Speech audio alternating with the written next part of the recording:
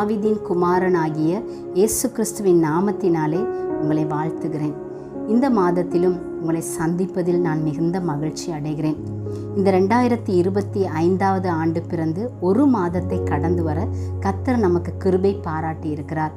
எத்தனையோ கஷ்டங்கள் இருந்தாலும், பாடுகள் இருந்தாலும், பலவீனங்கள் இருந்தாலும், கர்த்தர் இந்த 2வது மாதத்தில் அடியெடுத்து வைக்க உங்களுக்கும் எனக்கும் கிருபை செய்திருக்கிறார். இந்த புதிய மாதத்துக்குள்ளே நாம் பிரவேசிக்கும் போது அவருடைய வார்த்தையை நாம் சுமந்தவர்களாக செல்லும்போது அது நமக்கு மிகுந்த பலனை கொடுக்கிறது, விசுவாசத்தை கொடுக்கிறது. நமக்கு அதிகமான ஒரு நம்பிக்கையோடு கூட இந்த மாதத்திலே நாம் அடியெடுத்து கடந்து போக அந்த வார்த்தை நமக்கு உதவி செய்கிறது. இந்த பிப்ரவரி மாதத்திற்கான வாக்குத்தத்த வசனம் சங்கீதங்களின் புஸ்தகம் 18வது அதிகாரம் 19வது வசனம். அவர் விசாலமான இடத்திலே என்னை கொண்டு வந்து என்மேல் பிரியமாயிருந்தபடியால் என்னை தப்புவித்தார். எனக்கு அருமையானவர்களே, தாவீதை கர்த்தர் விசாலமான இடத்திலே கொண்டு வந்து நிறுத்தினாராம். ஏனென்றால் அந்த தாவீதின் மீது கர்த்தருக்கு அதிக பிரியம் இருந்தது என்று சொல்லப்படுகிறது. அதனால் அவர் அவனை எல்லா சத்துருக்களின் கையினின்றும் விடுதலையாக்கி தப்புவித்த நாளிலே பாடப்பட்டது சங்கீதம்தான் 18வது அதிகாரம்.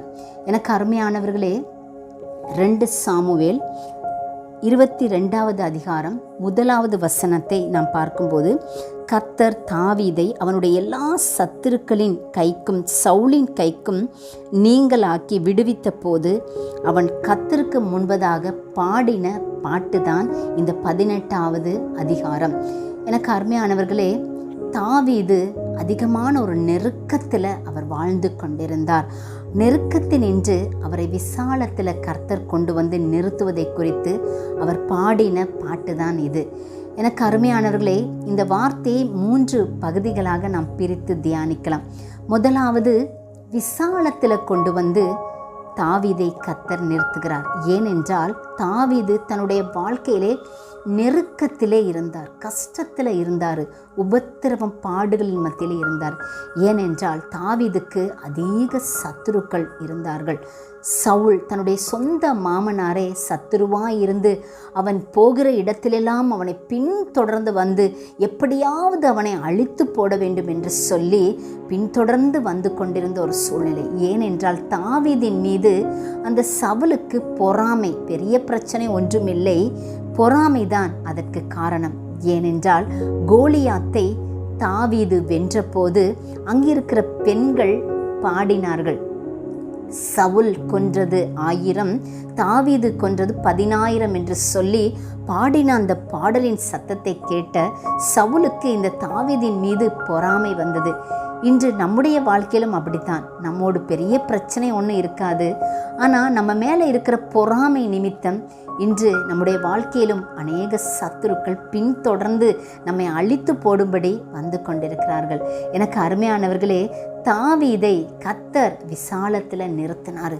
தாவீதுக்கு பலவிதமான ராஜ்யங்களில் இருந்து போராட்டம், அதாவது போர் தொடுக்க வந்தார்கள். ஏன், அமலேக்கியர்கள் வந்து தாவீதுக்கு உண்டான மனைவி, பிள்ளைகள், அவனுக்கு உண்டான ஆஸ்தி அந்தஸ்து, அவர்களோடு இருந்த குடும்பங்கள் எல்லாவற்றையும் அபகரித்து கொண்டு போனார்கள். இன்னும் பலவிதமான ராஜாக்கள் சேனைகளாக வந்து தாவீதோடு கூட யுத்தம் பண்ணுகிறதான சூழ்நிலைகள் அவனுடைய வாழ்க்கையில வந்திருக்கிறத நம்ம வேதத்தில் பார்க்க முடிகிறது. பெலிஸ்தியரோடு யுத்தம், இப்படி பல சூழ்நிலைகளில் தாவீது யுத்தங்களை நடத்தி கொண்டே இருக்கிறத நம்ம பார்க்கிறோம். அதே மாதிரி தன்னுடைய சொந்த மகன் அப்சலோமே அந்த தாவீதுக்கு சத்துருவாக மாறி தாவீதுடைய ராஜ்யபாரத்தையே பிடுங்கி கொண்டதை கூட நம்ம வேதத்தில் பார்க்கிறோம். தாவீதை ஆனால் கர்த்தர் அப்படியே விட்டுவிடவில்லை. ஒரு நாள் கர்த்தர் அவருடைய வாழ்க்கையில வந்து எல்லா சத்துருக்களின் கையினின்றும் சவுலின் கையினின்றும் விடுதலையாக்கின போது தாவீது மிகுந்த மகிழ்ச்சியோடு கர்த்தருக்கு நன்றி செலுத்துகிற உணர்வோடு பாடப்பட்ட சங்கீதம் தான் இந்த 18வது அதிகாரமாகிய சங்கீதம்.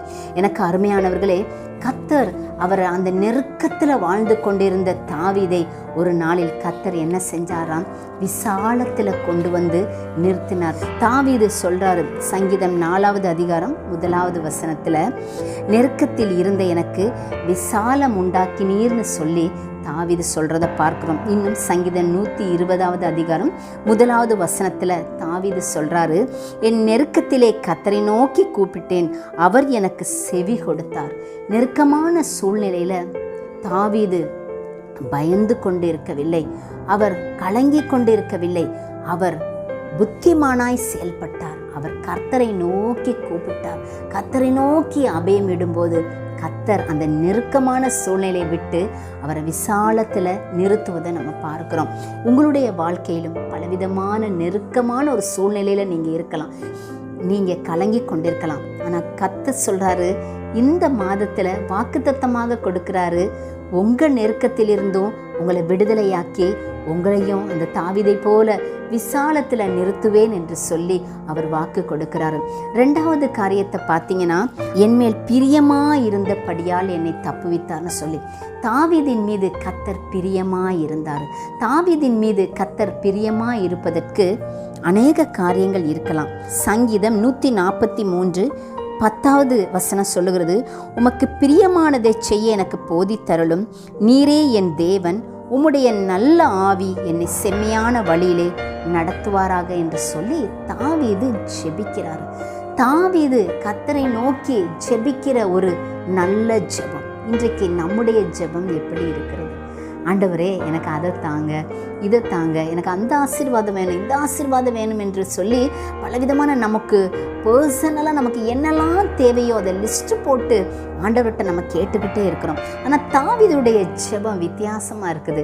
தாவீது சொல்கிறாரு, ஆண்டவரே, உங்களுக்கு பிரியமானதை செய்ய எனக்கு உதவி செய்யுங்க, உங்களுடைய நல்ல ஆவி என்னை செம்மையான வழியில் என்னை நடத்தட்டும்னு சொல்லி தாவீது கேட்குறாரு.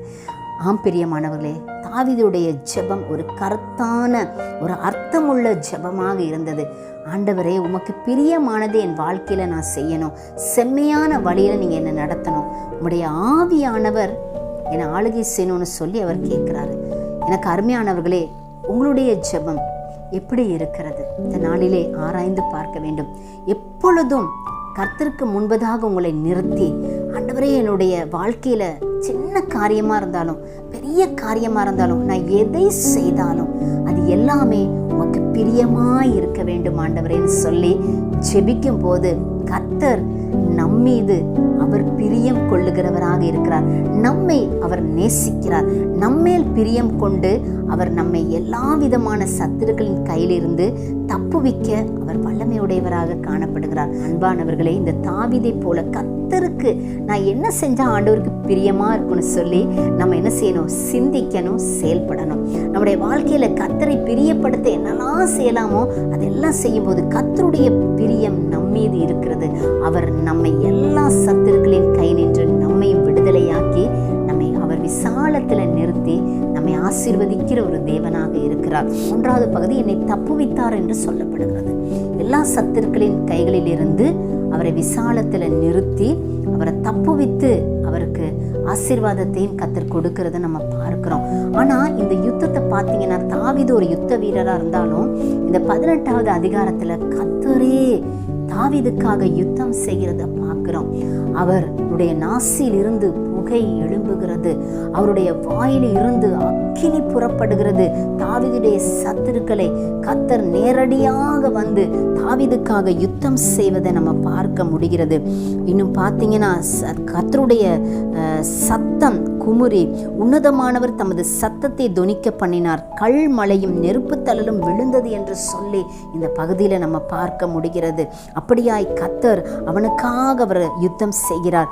இன்னும் 14வது வசனத்தில் தம்முடைய அம்புகளை எய்து அவர்களை சிதறடித்தார்னு சொல்லி பார்க்குறான். கர்த்தருடைய அம்புகளை எய்து அவர் தாவீதுடைய சத்துருக்களை சிதறடிக்கிறத நம்ம பார்க்க முடிகிறது. இன்னும் கர்த்தர் அவர் சொல்றாரு 18வது வசனத்தில், என் ஆபத்து நாளில் எனக்கு எதிரிட்டு வந்தார்கள், கர்த்தரோ எனக்கு ஆதரவாக இருந்தார் என்று சொல்லி கர்த்தரே ஆதரவாக தாவீதுடைய வாழ்க்கையில் கடந்து வருகிறார். உங்களுக்கும் எனக்கும் அவர் ஆதரவாக கடந்து வர இந்த நாளிலே அவர் நமக்கு வாக்கு கொடுக்கிறார். 7வது வசனத்தில் பாருங்க, என் பலனாகிய கர்த்தாவேன்னு சொல்லி உம்மில் அன்பு கூறுவேன்னு சொல்றாரு.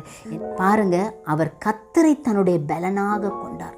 ஒருவேளை புய பலத்தை அவர் நம்பவில்லை, மனுஷ பலத்தை அவர் நம்பலை, கர்த்தரே தன்னுடைய பலனாக அவர் நம்பி அவர் மீது அன்பு செலுத்தினபடியால் கர்த்தரே தாவீதுக்காக யுத்தங்களை செய்கிறத நம்ம பார்க்க முடிகிறது. எல்லா சத்துருக்களையும் கர்த்தர் ஒரு நாளில் அழித்து போடுகிறார். தாவீதை அவர் கைவிடவில்லை. எனக்கு அருமையானவர்களே, இன்னும் ஒரு வசனத்தை நான் உங்களுக்காக வாசிக்கிறேன். துதிக்கு பாத்திரராகிய கர்த்தரை நோக்கி கூப்பிடுவேன்னு சொல்றாரு. ஆண்டவர் துதிக்கு பாத்திரர்.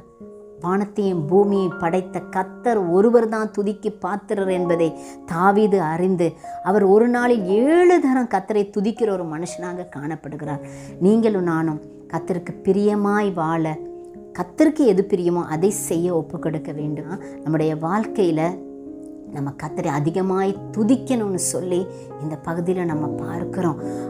கர்த்தரை தன்னுடைய பலனாக எண்ணினா, கர்த்தரை நானும் நீங்களும் நம்முடைய பலனாக அவரை விசுவாசிக்க வேண்டும். இப்படிப்பட்ட காரியங்களை செய்யும்போது கர்த்தர் உங்களையும் என்னையும் பெரிய ஒரு நெருக்கடியில் இருந்தாலும், எப்பேற்பட்ட ஒரு போராட்டமாக இருந்தாலும் சரி, ஒருவேளை பில்லி சூனிய கட்டுகளாக இருக்கலாம், மந்திரங்களாக இருக்கலாம், இன்னும் மனுஷீக வல்லமைகள், மனுஷர்கள் உங்களை சுற்றி உங்களை அழித்து போட வேண்டும் என்று சொல்லி பின்தொடர்ந்து வரலாம், அந்தகார சக்திகளுடைய கிரியைகளாக இருந்தாலும் சரி, என்ன காரியமாக இருந்தாலும் சரி, அதே அதிகாரத்தில் தாவீது சொல்றாரு, அவர் வெண்கல வில்லும் என் புயங்களால் வளையும்படி என் கைகளை போருக்கு அவர் பழக்குவித்திருக்கிறான்னு சொல்லி, அப்போ அவருடைய கைகள் போருக்கு கர்த்தர் பழக்குவித்திருக்கிறார். நீங்களும் நானும் நம்முடைய கரங்களை கர்த்தருக்கு நேராக கரங்களை கூப்பி நம்ம ஜெபிக்கும் போது அங்கே வெண்கல வில்லெல்லாம் வளைந்து போகிறது. அப்படிப்பட்ட பயங்கரமான காரியங்களை கர்த்தர் நம்முடைய வாழ்க்கையில செய்து நம்மையும் எல்லா நெருக்கத்தினின்று விடுதலையாக்கி விசாலத்தில் நிறுத்தி, இந்த தாவீதை போல நானும் நீங்கள் ஒரு நாளில் கர்த்தரை பாடி மகிமைப்படுத்த போகிறோம். தலை தாழ்த்தி ஜெபிக்கலாமா? மகா இரக்கமும் அன்பும் கிருபையும் மனதுருக்கமும் நிறைந்த நல்ல தகப்பனே, இந்த நாளுக்காக உம்மை நன்றியோடு நாங்கள் துதிக்கிறோம், ஸ்தோத்தரிக்கிறோம். அப்பா ஆண்டவரே, எங்களுடைய வாழ்க்கையிலே அருமையான ஆண்டவரே, இந்த காணொளி காட்சியை பார்த்து கொண்டிருக்கிற ஒவ்வொரு பிள்ளைகளுடைய வாழ்க்கையிலும் துரைத்தனங்கள், அதிகாரங்கள், பிரபஞ்சத்தின் அந்தகார லோகாதிபதிய கிரியைகள், வான மண்டலத்தில் உள்ள பொல்லாத ஆவிகளின் சேனைகள் அனுதினமும் உம்முடைய பிள்ளைகளோடு போராடினாலும் சரி, அவர்கள் பணி செய்கிற இடத்துல, படிக்கிற இடத்துல, வியாபாரம் செய்கிற இடத்துல, தொழுது கொள்ளுகிற இடத்துல, எந்த இடத்துக்கு போனாலும் பொல்லாத மனிதர்கள் பின்தொடர்ந்து வந்து பொறாமை கொண்டு பிள்ளைகளை நெருக்கினாலும் சரி, தாவீதை ஒரு நாளிலே நீர் எல்லா சத்துருக்களின் கைகளினின்றும் விடுதலையாக்கி விசாலத்தில் நிறுத்தினீர். தாவீதின் மேல் நீர் பிரியம் கொண்டீர். அதே போல அன்பு பிள்ளைகள் ஒவ்வொருவரையும் ஆண்டவரே எல்லா சத்துருக்களின் கையினின்றும் விடுதலையாக்கி விசாலத்தில் நிறுத்தி அவர்கள் மேல் நீர் பிரியமாயிருந்து அவர்களை தப்புவித்து இனி வரும் நாட்களில் அவர்களை ஆளுகை செய்து வழிநடத்தும்படி அடிமை ஜெபிக்கிறேன். அடிமை தாழ்த்தி அர்ப்பணிக்கிறேன். இயேசு கிறிஸ்து மூலம் ஜெபிக்கிறேன் ஜீவன் உள்ள பிதாவே, ஆமென். God bless you.